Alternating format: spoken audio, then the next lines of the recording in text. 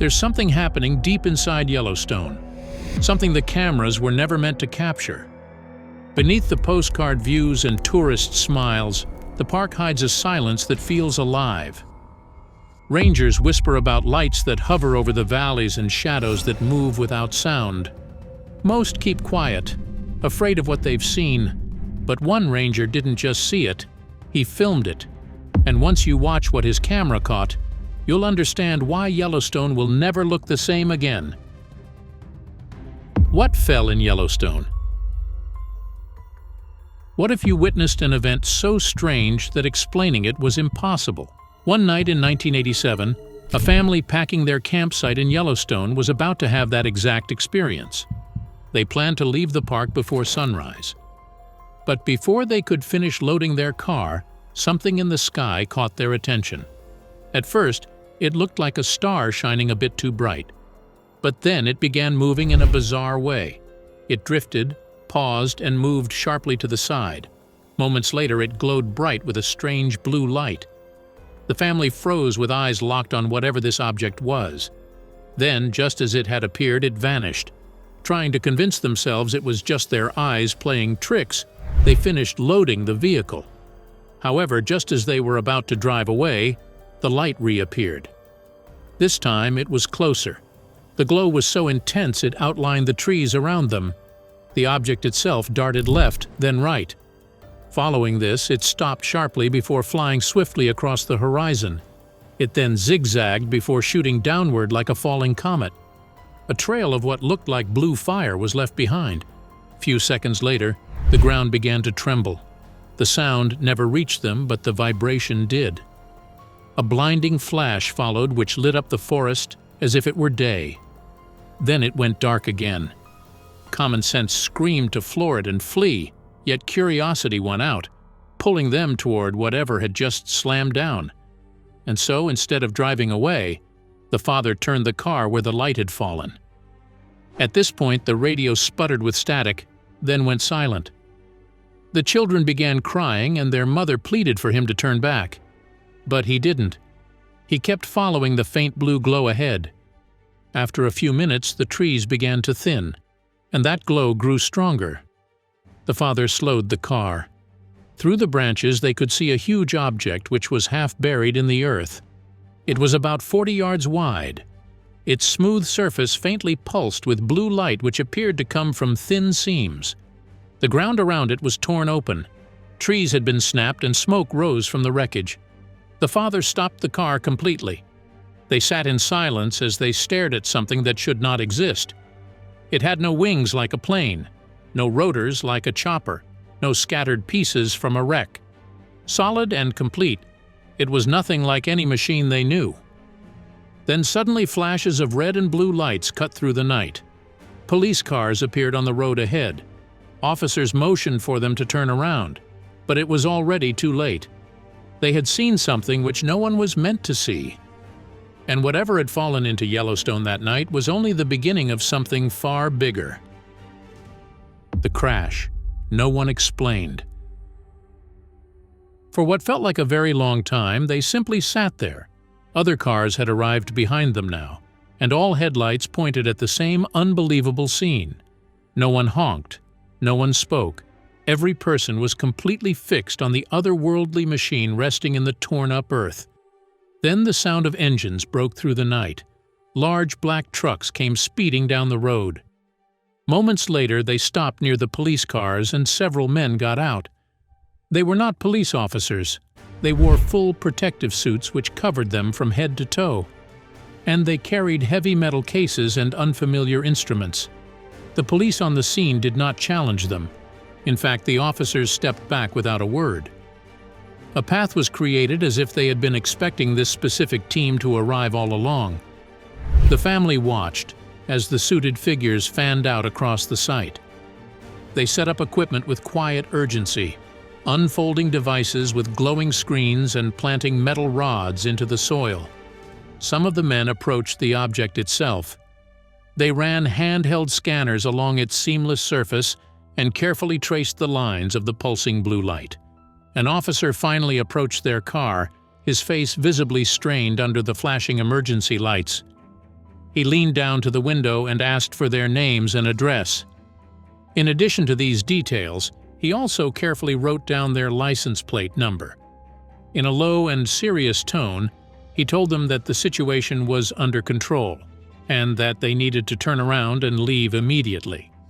He also insisted they were not to speak about what they had seen to anyone.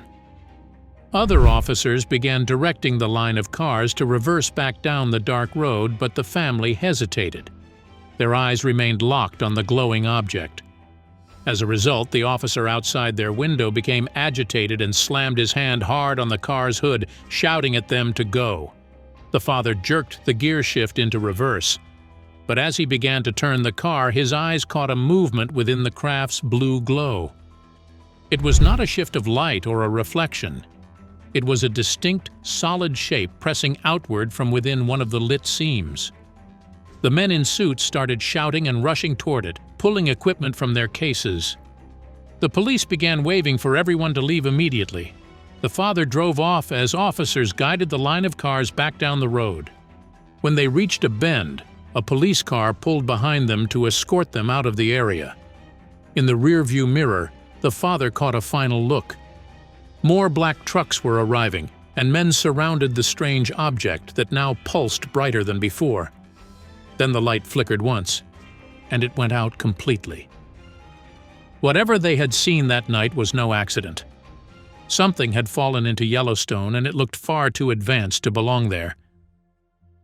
The Yellowstone Coverup. What they discovered the next morning was a story that did not fit what they had witnessed with their own eyes.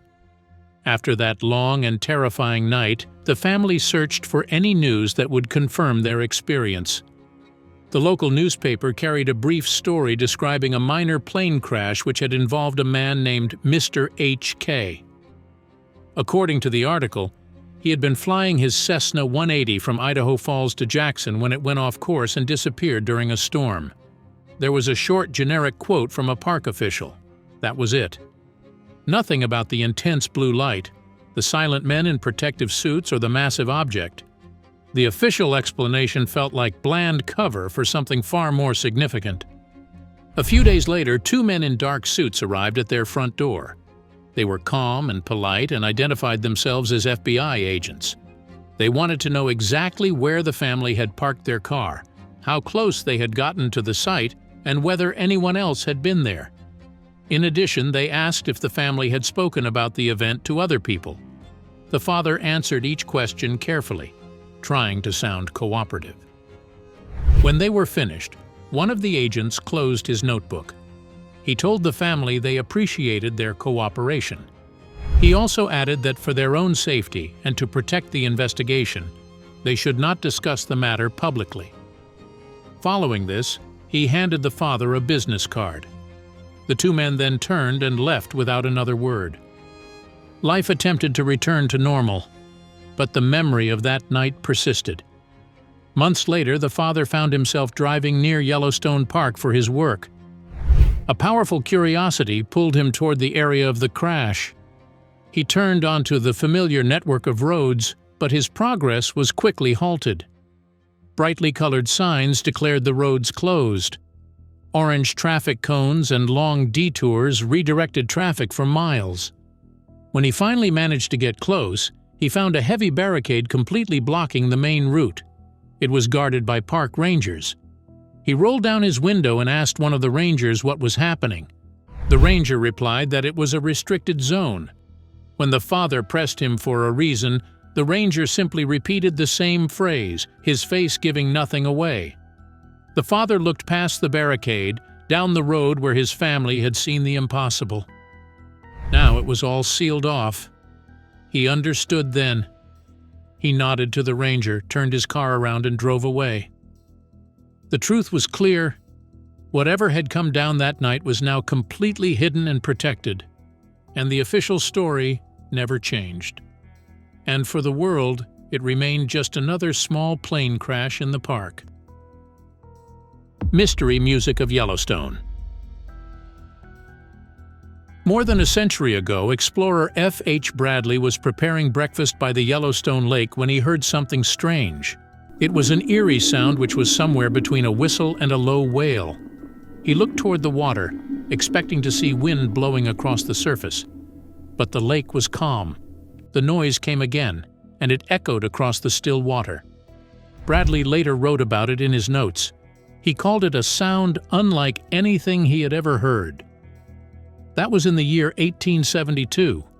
Since then, the strange lake music has remained one of Yellowstone's quiet mysteries. For 150 years, scientists, explorers, and park visitors have tried to understand where the sound comes from. Some thought it was shifting ice. Others guessed it might be caused by underwater vents releasing gas.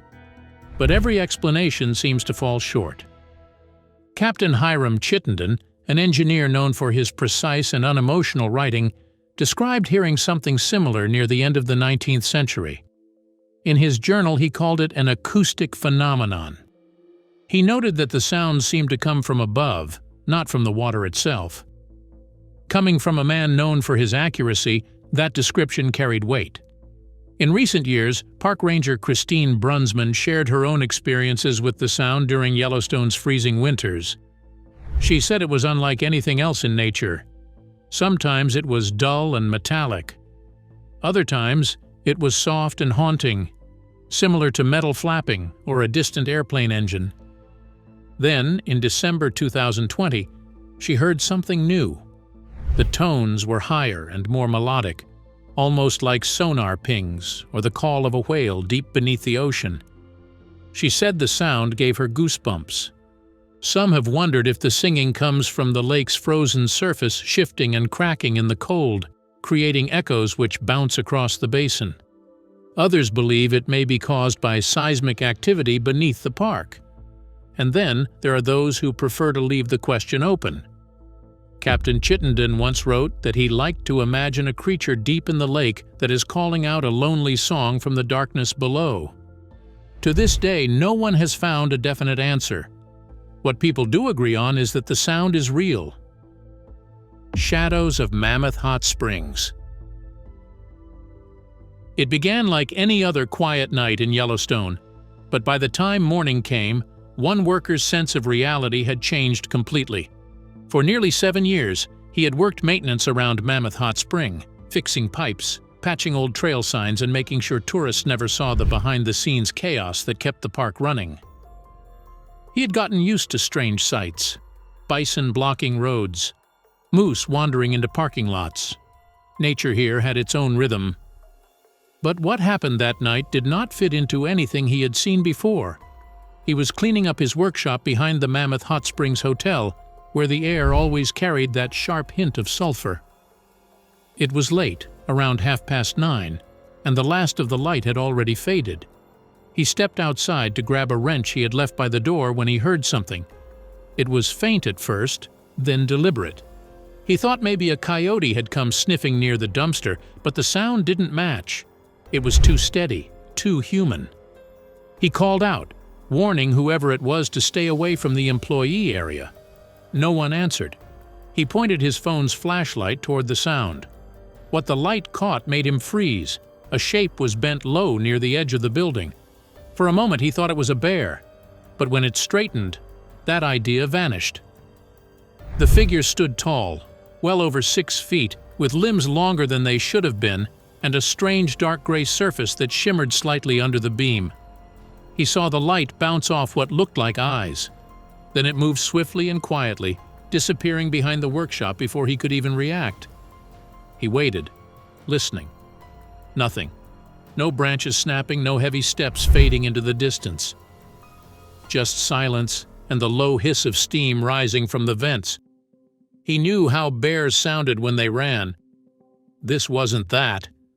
Later that week, while talking with a coworker from housekeeping, he mentioned what he saw. The coworker didn't seem surprised. There had been other rumors. Stories of tall, shadowy shapes near the terraces, figures seen by guests after dark. Officially, park management blamed hikers or wildlife, but everyone who worked nights had heard something strange at least once. Some talked about faint clicking sounds echoing through the trees when the park went quiet. Others mentioned fleeting shapes moving between the steam vents. A plumber once swore he saw glowing spheres floating above the ground near Norris Geyser Basin. Another worker said he spotted a pale figure staring from a sealed-off window of the Old Faithful Inn. None of these incidents were ever written in reports. No one wanted to be the person who brought up ghost stories in a national park meeting. Still, the pattern was there. Whatever these things were, they appeared only after sunset, always close to geothermal areas. The worker couldn't stop thinking about it. The ground here was alive, shifting constantly under the pressure of the Earth's heat. Maybe something lived beneath it too, hidden in the steam and the shadows. Since that night, he found himself locking up faster, double-checking corners and glancing behind him. He hadn't told many people, just one coworker who hinted that others might have seen similar things. But even when he tried to forget, the image of that tall gray shape stayed with him. He said sharing what happened felt like the only way to understand it, and to find out if anyone else had seen the same thing moving silently through Yellowstone's night. Maybe then he would know whether what he saw was real or something the human mind simply isn't built to explain. The Rangers' encounter in Pelican Valley. Yellowstone's backcountry has its secrets, but one ranger's encounter still defies explanation. The ranger, who asked not to be named, had spent several seasons working around Fishing Bridge and the vast lake area. His days were filled with routine tasks, and this included helping tourists find their way, keeping campers safe and warning curious hikers away from steaming vents and unstable ground. It was not thrilling work, but he loved the quiet. Until one summer changed that. He was patrolling the remote stretch near Pelican Valley with a partner. This is an area off limits after dark because of heavy bear activity. The place was wild and still, with broad meadows and thick clusters of willows brushing against the wind. That day they were checking a camera trap used for tracking bison and elk. Once they finished, they started back toward their truck parked near the riverbank. That was when they heard movement. The sound came from across the water. It was a slow, steady crunch of steps breaking through the brush. At first, they assumed it was a grizzly, but something about it didn't match. The rhythm was upright, deliberate, like a person trudging through heavy vegetation. Then, out of the willows, a shape emerged. It stood tall, towering above the reeds, somewhere between 7 and 8 feet high. Its outline was massive, shoulders broad and arms long enough to sway by its knees. The ranger's first thought was that it might be a bear standing up, but that idea vanished the moment it moved. It didn't wobble or hunch. It walked smoothly and powerfully, as if the terrain posed no challenge. Even at a distance of about 70 yards, the ranger could see its face was not human. It had an ape-like structure and was covered in thick, dark fur. The creature walked through the shallows, crossed the river effortlessly, and slipped into the tree line on the opposite bank without a sound. For several seconds, neither man spoke. The ranger's partner gripped his arm, signaling him not to call out. When the thing disappeared, they crossed the river to the spot where it had walked. The mud was soft, and there, pressed clearly into the ground, were 3 enormous footprints. Each one was at least twice the size of a human's, spaced wide apart, showing no sign of claws. Whatever made them wasn't a bear. His partner suggested they report it, but the ranger hesitated. They both knew how that would end. It would be written off as a misidentified bear sighting. Still, they took photos with a park-issued camera. While preparing to measure the prints, a strange sensation crept over him. The forest had gone quiet. Even the usual rustle of birds or the distant splash of fish were gone. He could feel the hair on his arms rise. It was as if someone or something was watching them. His partner must have felt it too, because he whispered that they should leave. And so, they backed away and hiked to their truck without another word. That night, sleep did not come easy. The ranger replayed every second of the encounter in his head. He had always dismissed the stories other rangers told, which were tales of tall, hairy figures seen near thermal basins or deep woods. Now those stories felt too close to the truth. A few days later, he confided in an older ranger he trusted. Instead of laughing, the man simply nodded. He said this was not the first time such a thing had been reported and advised him not to document it officially. According to him, the Park Service didn't like these incidents being recorded. It made visitors uneasy, and it raised too many questions. Weeks later, the younger ranger decided to review the footage from the camera traps they had checked that day. Every file was intact, except the one from the area where they saw the creature. Someone had accessed it, and the data was gone. When he asked the biologist in charge about it, she avoided his questions. The ranger never got an explanation.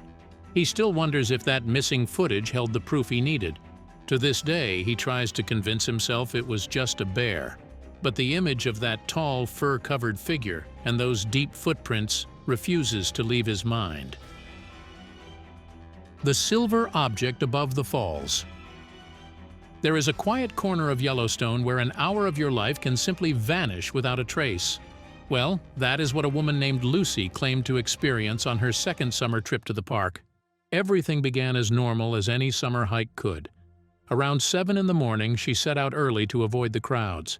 By the time she reached Fairy Falls, there was no one around except for a photographer who soon packed up and left. Following this, everything got quiet. No distant voices and footsteps, not even birdsong. Lucy took a few photos, then decided to keep moving. As she walked, the forest canopy seemed to close in above her. It made the path feel darker and more enclosed than it should have been. 20 minutes later, a sudden feeling of disorientation washed over her. The air felt odd and there was a low humming noise. This wasn't the usual sound of insects or wind. It was mechanical and almost too clean to be natural. She thought it might be coming from a geothermal vent, but it didn't sound right.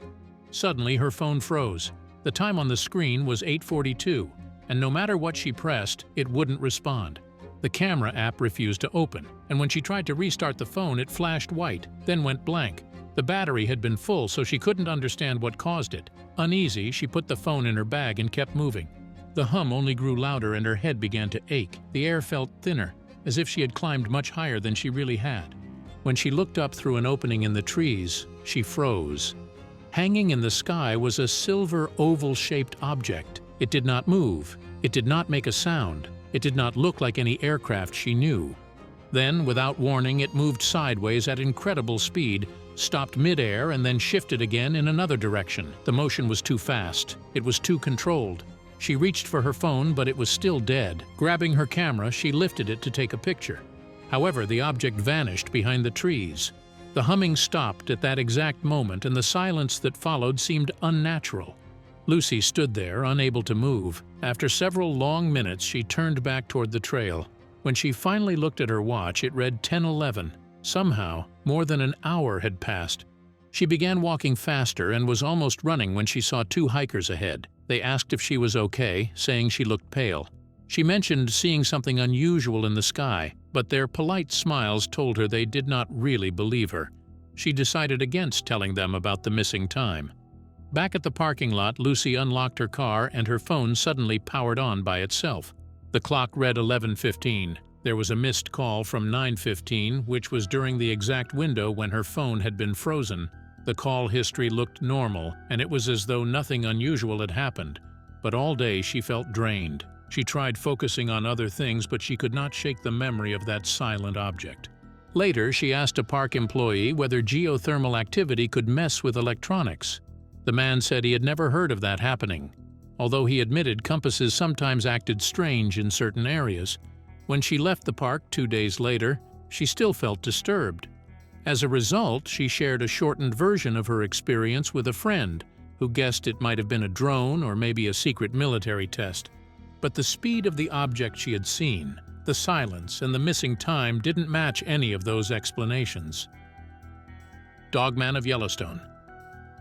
This next park ranger had worked at Yellowstone National Park for years, and nothing surprised him anymore, or so he thought. Strange sounds, unexplained shapes, even odd lights in the distance were part of the job. But what happened that summer afternoon left him very shaken. It was mid-June, a day that began as any other. The ranger, who asked to stay anonymous to avoid unwanted attention from park management, had just finished a safety briefing. After this, he headed out on patrol near the Tower Roosevelt area. His route took him through the Blacktail Plateau Drive and into Lamar Valley. These areas are both known for their wildlife.